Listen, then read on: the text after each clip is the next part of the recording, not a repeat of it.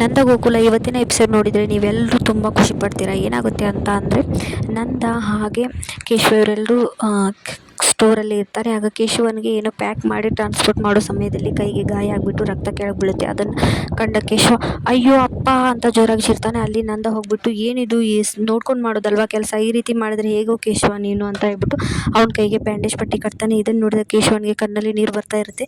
ನಮ್ಮಪ್ಪ ಎಷ್ಟು ಒಳ್ಳೆಯವನು, ಈ ಥರ ಮಾಡ್ಕೊಂಡ್ಬಿಟ್ಟೆ ನಾನು ಅಂತ ಮನಸ್ಸಲ್ಲಿ ಆತ ಅಲ್ಲೇ ಕೊರಗ್ತಿರ್ತಾನೆ. ಆನಂತರ ಅವನಿಗೆ ನಂದ ಅಲ್ಲಿಗೆ ಬ್ಯಾಂಡೇಜ್ ಪಟ್ಟಿ ಹಚ್ಬಿಟ್ಟು ಹೋಗ್ತಾನೆ. ಒಂದು ಕ್ಷಣ ಎಲ್ಲ ಟೆನ್ಷನ್ ತಲೆಯಲ್ಲಿ ಬಂದುಬಿಟ್ಟಿತ್ತು, ಕೈಯಲ್ಲಿ ಬಂದುಬಿಟ್ಟಿತ್ತು ಅಂತ ಹೀಗೆ ಅಂದ್ಕೊಳ್ತಾನೆ ನಂದ. ಇದನ್ನು ಕೇಳಿಸ್ಕೊಂಡ ಕೇಶವನಿಗೆ ತುಂಬಾ ಮನಸ್ಸಿಗೆ ಬೇಜಾರಾಗುತ್ತೆ.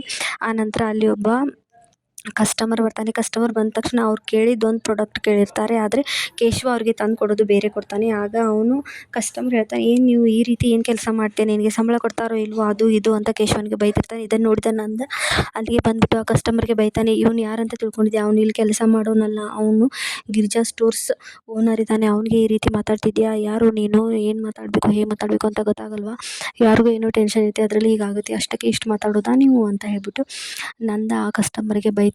ಇದನ್ನು ನೋಡಿದ ಕೇಶವ ಅಲ್ಲಿ ನಿಲ್ದೇನೆ ಹೊರಟೋಗ್ತಾನೆ. ಹೊರಟೋಗಿ ರೋಡ್ ಮೇಲೆ ಹೋಗ್ತಿರ್ಬೇಕಾದ್ರೆ ನಮ್ಮ ಅಪ್ಪನಿಗೆ ನಾನು ತುಂಬ ಮನಸ್ಸು ನೋಯಿಸ್ಬಿಟ್ಟೆ, ನಮ್ಮಪ್ಪ ಎಷ್ಟು ಒಳ್ಳೆಯವರು, ಎಲ್ರಿಗೂ ಒಳ್ಳೆಯದೇ ಮಾಡ್ತಾರೆ, ಏನೋ ಮಾತಿನ ಬರದಲ್ಲಿ ಹಾಗೆ ಅಂದಿರ್ಬೋದು, ಆದರೆ ನಾನು ನಮ್ಮ ಅಪ್ಪನ ಬಗ್ಗೆ ಏನು ತಿಳ್ಕೊಳ್ದೇನೆ ಅವ್ರ ಮನಸ್ಸಿಗೆ ಎಷ್ಟು ನೋವು ಮಾಡಿಬಿಟ್ಟೆ, ನಾನು ತುಂಬ ದೊಡ್ಡ ತಪ್ಪು ಮಾಡಿಬಿಟ್ಟೆ ಅಂತ ಮನೆಗೆ ಹೋಗ್ತಾನೆ. ಮನೆಗೆ ಹೋದ ತಕ್ಷಣ ಎಲ್ಲರೂ ಊಟಕ್ಕೆ ಕೂತಿರ್ತಾರೆ. ಆಗ ಅವನು ಅವ್ರ ಅಪ್ಪನ ಹತ್ರ ಹೋಗ್ಬಿಟ್ಟು ಕ್ಷಮೆ ಕೇಳ್ತಾನೆ. ಆಗ ಗಿರಿಜಾ ಹಾಗೆ ಮೀನಾ ಇವರೆಲ್ರಿಗೂ ಖುಷಿ ಆಗುತ್ತೆ. ಆದರೆ ಪ್ರಿಯಾಗೆ ಹೊಟ್ಟೆ ಉರಿಯುತ್ತೆ.